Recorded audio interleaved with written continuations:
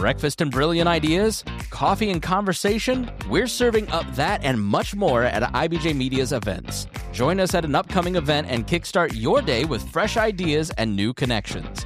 Check out our event lineup and register now at ibj.com/register. Do you want to mix moments of inspiration with time to network? IBJ Media Events has you covered. From industry deep dives to awards celebrations honoring Indiana's top leaders, see what's coming up and reserve your seat now at ibj.com/register.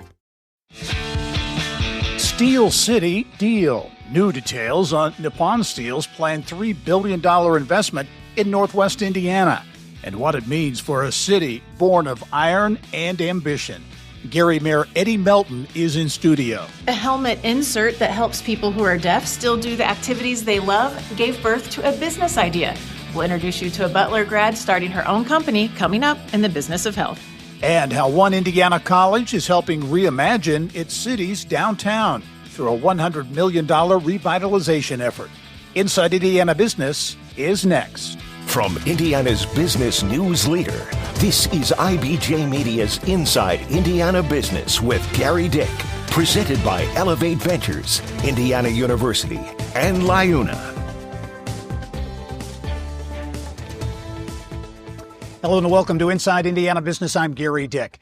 Gary, Indiana, a city that was literally built by steel. It was founded by U.S. Steel in 1906, and for more than a century, Gary Works, the largest integrated steel mill in the world, has shaped the economy, the identity, and lives of generations of Northwest Indiana families.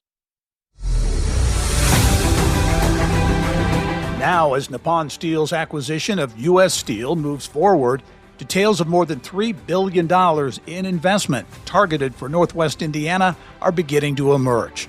This week, Nippon North America CEO Hiroshi Ono addressed a packed house at the Japan America Society of Indiana's annual gala, confirming that Gary Works will see the largest share of some $11 billion targeted for U.S. Steel facilities nationwide. It's a number that has grabbed the attention of people like Governor Mike Braun. This, among other things going on up there, convention center, I think this is maybe that threshold point where with all that's happening there, we start to see how Gary can make a comeback. So what will it mean for jobs, growth, and Gary's future? Here with some answers, pleased to be joined, as always, by Mayor Eddie Melton. And Mayor, thanks for joining us. Thank you for having me. Well, you heard the mayor talk about a tipping point. I was in Gary a few weeks ago, and we talked about the same thing. How is this a tipping point? What do you think it is, that tipping point for Gary? When you think about a city that was built on steel and the industry and the significance, not just in Northwest Indiana, but around the nation, it's extremely important that the steel industry continues to flourish. And the investment from Nippon of $3 billion just in Gary alone is going to be a tremendous shot in the arm in our economy. What were you concerned, or what was the concern if this deal did not happen? What was your concern? Yeah, I mean, there were a lot of speculations, but I think it was very clear when the CEO of U.S. Steel made a comment September of 2024 that if this investment did not happen, there could be inevitable plant closures. Talk about the impact potential is just beginning to come out, but they're already advertising for jobs. No, absolutely. They're advertising for jobs. But again, if that deal did not go through, I mean, the economic impact would be a tragedy. Let's talk about some momentum there, because this obviously a major deal and a major element of what's going on in the region and in Gary. But you've got a new convention center, Lake County Convention Center, the casino, an emerging entertainment district. Talk about the momentum you're seeing in Gary. Well, as you know, I was state senator for 2 terms here in Indianapolis in General Assembly. Senate Bill 434 was a bill that I passed my last session, and it provides funding for us to have matching dollars, $5 million for the next 20 years, which will be partnering with the Hard Rock Casino in the city of Gary to build a $140 million convention center. That's going to be a catalyst right on 8094, one of the most busiest highways in North America. 300,000 cars a day. So building off of that with a brand new hotel and 2 additional hotels that a private developer will be building as well. blocking and tackling bread and butter issues, blight elimination. Gerry's had some challenging times over the last couple of decades. A lot of indications things are turning around, including this blight elimination. No, absolutely. I hate to have to talk about blight elimination, but it's a reality. But the truth of the matter is the city couldn't do it alone. We're partnering with the state of Indiana and a lot of philanthropic partners that's providing us the funding. Hard Rock gave us $3 million. The state of Indiana is putting $6 million up. City of Gerry investing in it. So tearing down abandoned blighted structures to make downtown a site-ready location for future development. Got to talk about a couple of quality of life issues as well as we wrap up. The Gerry Air Show happened a couple of weeks ago. And next weekend, the weekend ahead, Michael Jackson, a tribute there. Yeah. The famous family and Michael Jackson, a big event coming up. Listen, the air show was phenomenal. Luckily, we did not get rained out. For the past 2 or 3 years, it's been getting rained out. Beautiful event. We had close to 250,000 people right in the city of Gerry on Lake Michigan at the Miller Beach community. So it was truly an opportunity to celebrate on the heels of going into the Gerry Chicago Air Show. Mm-hmm. So again, the Gerry Chicago Airport, a phenomenal asset in the region, and we're able to highlight it then. But next weekend, we have the 2300 Jackson Street Block Party. We're extremely proud to be the home of Michael Jackson, one of the world's most famous individuals, but not just Michael, the entire Jackson family. We have members of the family, Marlon Jackson, Jackie Jackson, that will be coming into town, celebrating with us. Grammy Award-winning artist Denise Williams, who was just here in Indianapolis for Black Expo, born and raised in Gerry. Yeah. 4-time Grammy Award-winning artist, she'll be there as well, and Chris Tucker. Yeah. And we'll be celebrating Michael's birthday as well as honoring the family. Gerry Mayor Eddie Melton, thanks for joining us. A lot going on in Gerry. I know you'll keep us posted. Thank you. All right. Yes, sir. Well, up next, it's being viewed as a game changer for the city's convention and tourism business here in Indianapolis. We'll give you an inside look at how a major hotel and convention center project is beginning to change the Indianapolis skyline.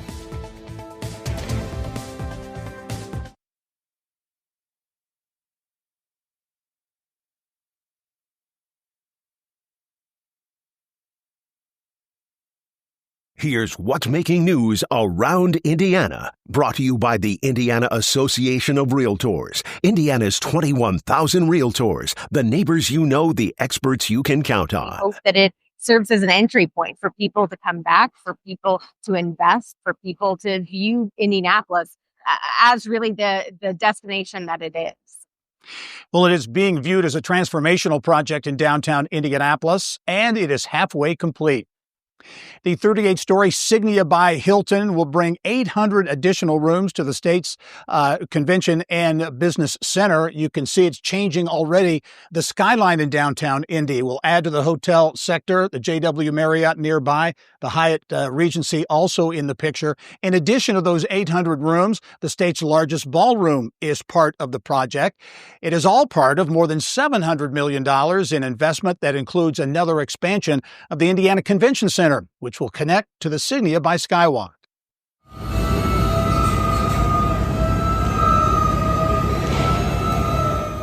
Well, this week we got an inside look at the hotel, which is expected to be a cornerstone for Indy's convention and hospitality industry. It's already been used to secure commitments from major conventions like Gen Con and the National FFA.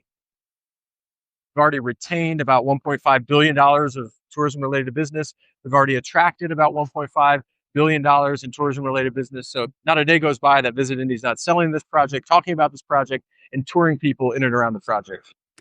The hotel expected to open in the fall of 2026. Well, Google's plan to build a $1 billion data center in Indianapolis is moving forward. The city commission voted 8-1 to rezone land that is currently used for agriculture. The city county council must still give final approval. Construction could start by the end of this year. Google is currently building a $2 billion data center, a campus in Fort Wayne. Well, in Columbus, 13 new temporary art installations are really honoring the city's rich architecture history. Exhibit Columbus now in its 5th cycle, bringing bright colors and new life to the city's downtown. Designers and architects from all over the country worked on each installation there. For the first time, the city is partnering with hotels for special offers to help drive tourism. From a life-size dollhouse to a purple pool, each piece is designed to spark creativity and interaction. Many of them are in direct response to some of Columbus's significant architectural sites. So it's really interesting to see how the designers were inspired by those sites and engaged with the community to hear about how the community uses the space or how they would like to use the space. The installations will be in place until the end of November, and there is no cost to enjoy. Well, Greenfield-based Photon Automation is expanding with a new division. The company announcing it will provide contract manufacturing and development services for the battery and energy storage industry. Photon currently has 43 employees in Greenfield and says it's prepared to add more jobs as the new division grows. Well, as the summer season comes to an end, work on the Wells County Community Aquatic Park is just beginning. Nearly $1.3 million has been raised for a project that will feature a pool that can accommodate up to 750 people, pickleball courts, an ADA-accessible playground, and outdoor pavilion are also part of that major project. Phil Mickelson! Well, it surpassed all expectations. That's how Mayor Scott Willis described last weekend's Live Golf event at Westfield's Club at Chatham Hills. And the numbers would seem to back that up. More than 60,000 attended the three-day event, the most ever for a Live event in the U.S., with more than a dozen countries represented.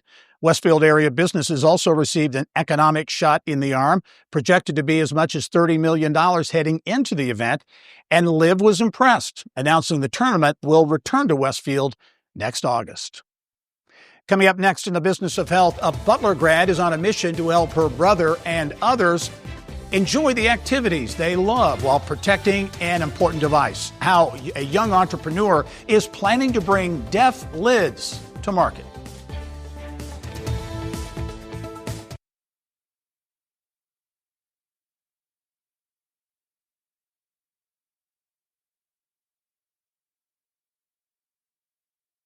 That implant would sit here, and so those moldable foam pieces would protect the outside of the implant.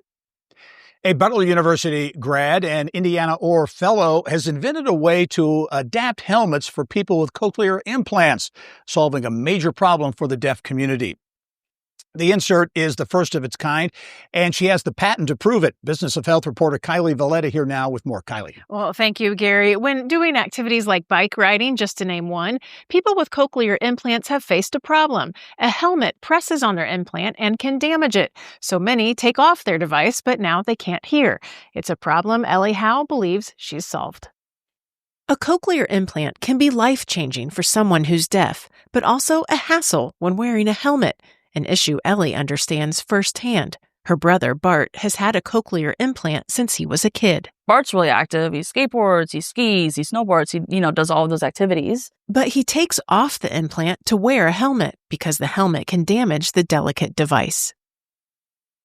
Her solution is a modular foam insert that could be added to an existing helmet. So it could be put in a ski helmet, could be put in a bike helmet. And then you think about all of the different activities that people do with helmets. So football, lacrosse, then you even think about construction helmets. A Butler business alum, Ellie worked on deaf lids throughout college and earned a patent just weeks before graduating this spring. Her mission now? Move it to market. So the idea is that we would send a moldable foam, kind of like a Play-Doh, something like that. And so you're actually able to press that on the side of your own or your child's head to figure out where it is on your head. When you send that mold to us, we're able to scan it and understand where it's at on your head, where to put the moldable foam pieces. As an Indiana Orr fellow, Ellie has a normal 9-to-5, and this is her passion project. And these would be thicker just to be in line with the rest of the foam and the protection.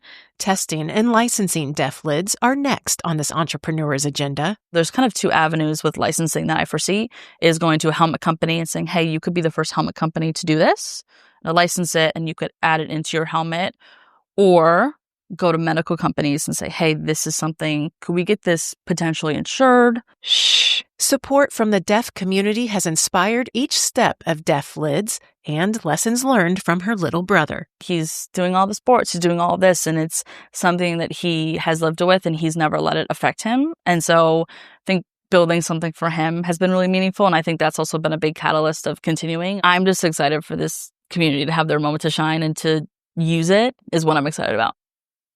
And Ellie studied entrepreneurship at Butler, which helped grow her idea. She also won runner-up at the Big East Startup Challenge.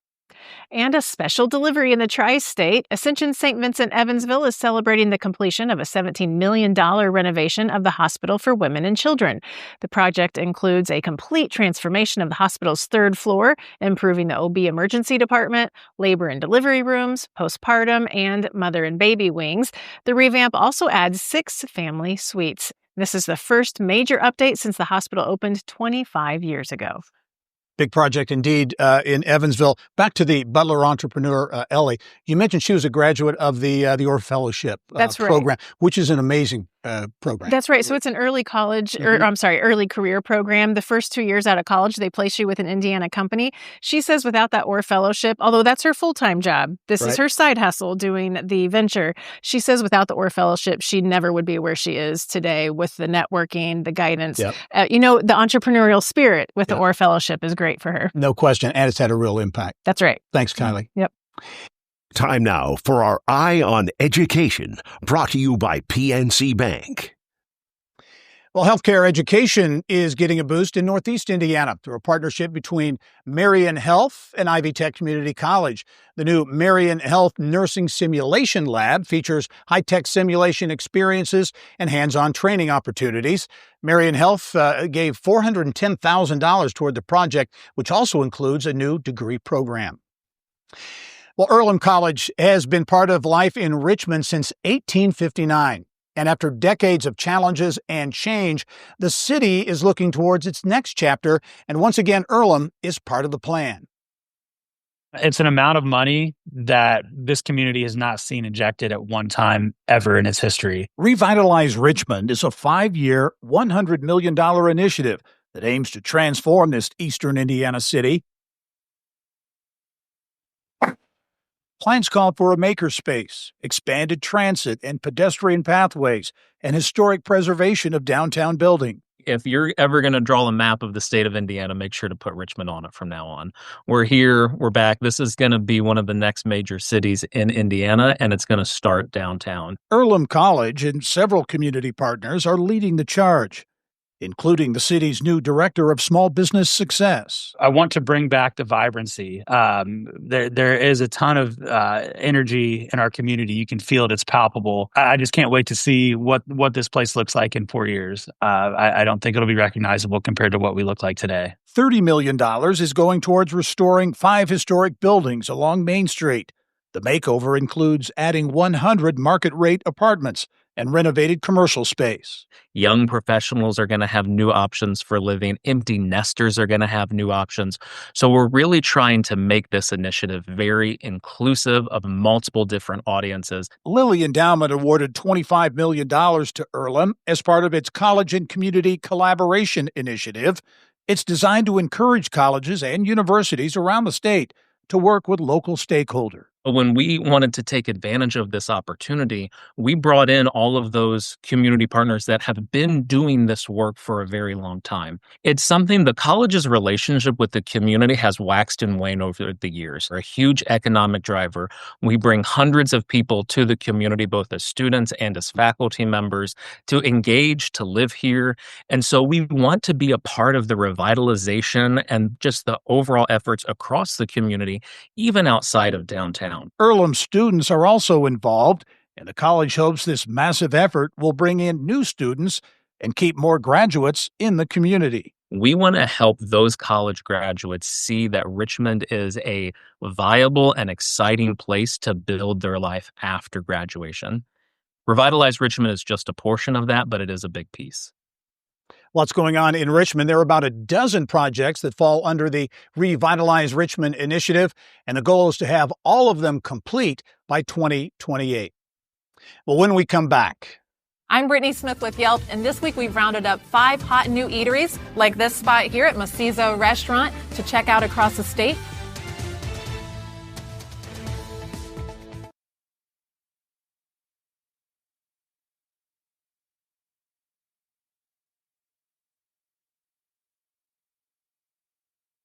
Welcome back. Well, several new restaurants have opened recently around the state and are rising stars in Yelp reviews. Brittany Smith shares some of the top menu items in this month's Trendiana. Thanks, Gary. Well, if you're always on the hunt for new restaurants to explore, this week's roundup is for you. We're spotlighting 5 food and drink businesses throughout the state that have opened up in the past year and are getting rave reviews on Yelp. And we're kicking things off right here at Macizo Restaurant on the northwest side of Indy. Diners can't get enough of the Peruvian Mexican flavors that are married on the menu, as well as the cozy atmosphere that you can see all around me. The dishes that really stand out here on their menu are their mole enchiladas, their ube horchata, as well as the sope criolla and their homemade sourdough, not to mention that they have a fabulous happy hour. The owners give you such wonderful hospitality and warmth the minute you walk in the door, and that's why folks keep coming back for more. Our next stop on the list is Suit Korean Eatery in Kokomo, Indiana. Kokomo is expected to see a significant influx in their Korean population due to the new battery plant being built by Energy Star. Suit is a new Korean eatery redefining downtown Kokomo's dining scene with its modern industrial look and upbeat K-pop soundtrack. The Korean fried chicken sandwich is a crowd favorite, while customers and eaters are really digging into the bulgogi fries, house-made kimchi, and soju lemonade to make it a full experience. Suit's fun, creative menu is quickly turning into Kokomo's go-to spot for something deliciously different. Next up, we're heading to Rune in Fort Wayne, which opened in early 2024. It's earned a devoted following for its innovative and approachable menu. It's housed in a beautifully restored brick building with 10 ceilings and an intimate, inviting atmosphere. It's the kind of place that feels both cozy and special at the same time. Standout dishes on the menu include their crispy, creamy kimchi fritters and citrus agave sauce and perfectly executed duck confit with frites. The menu blends seasonal, elevated comfort food with unexpected touches. From lion's mane mushrooms and rutabaga puree and poached egg and celery to root rarebit, their menu has options that are unlike anything you've tasted before. Handcrafted cocktails and a thoughtful wine list round out the experience. Next up, we're heading to Noblesville for Chapter Book Lounge. It's Noblesville's newest hangout and opened within the last year and has already written its own success story. This whimsical book-themed lounge is relaxed and features shelves lined with classics and comfy seating that invites guests to stay for hours. Sip on a craft cocktail like their famous espresso martini and snack on charcuterie boards surrounded by an inviting atmosphere. The comfy setting is drawing locals for occasions big and small. Next up, we're heading to Sherrville for Tal, which is an Indian eatery making waves with its colorful, family-run space that pays homage to the flavors of Punjab. The menu is loaded with shareable thalis and tempting pani puri and standout dishes like their paneer tikka, just a taste of all the wonderful things on their menu. With friendly prices and outstanding hospitality and generous portions, Tal is quickly becoming a new favorite for families, vegetarians, and anyone craving true Indian homestyle cooking. We hope this roundup of 5 new restaurants gives you some fun spots to add to your bucket list for date nights or evenings with friends. Back to you, Gary. Thanks, Brittany. And some breaking news this week from Yelp. Lucas Oil Stadium just named among the top 10 best stadiums in the country for game day eats. Well, that's all the time we have for this edition of Inside Indiana Business. Thanks for joining us this week. I'm Gerry Dick. Go out and make it a successful week.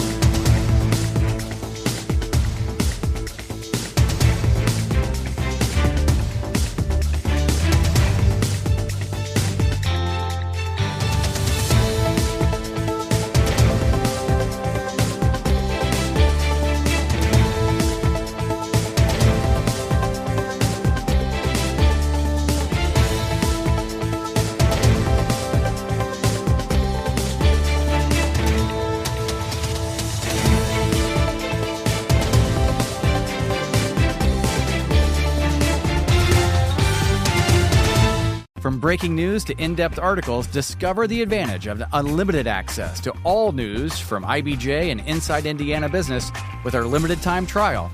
Get started now at ibj.com/trial offer. Do you want to know what really drives change in Indiana? You won't find it in sound bites, you'll find it in stories. Stories from CEOs, lawyers, coaches, entrepreneurs, and community advocates. That's the IBJ Media Podcast Network. Insightful, local, impactful. Find all of our shows by searching IBJ Media in your podcast app or visit ibjpodcast.com.